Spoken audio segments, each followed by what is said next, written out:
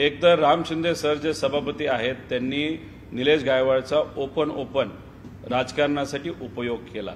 Market कमिटीचं election होतं तेव्हा उपयोग केला, जेव्हा विधानसभेचं इलेक्शन होतं तेव्हा त्यांचा फायदा तिथं घेतला।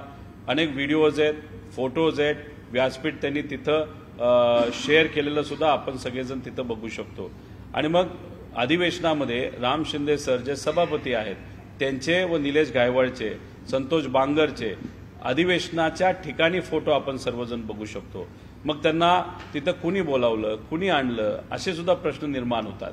जेव्हा आमचा नितीन देशमुख नावाचा कार्यकर्ता अधिवेशनामध्ये येतो आणि त्याला तिथं सहजपणे सत्ताधारी आमदारांच्या गुंड कार्यकर्त्यांनी तिथं मारलं, तेव्हा नितीन देशमुखवरच कारवाई होती आणि पण त्या सत्तेतल्या आमदारांच्या कार्यकर्त्यांवर कुठंच कारवाई होत नाही।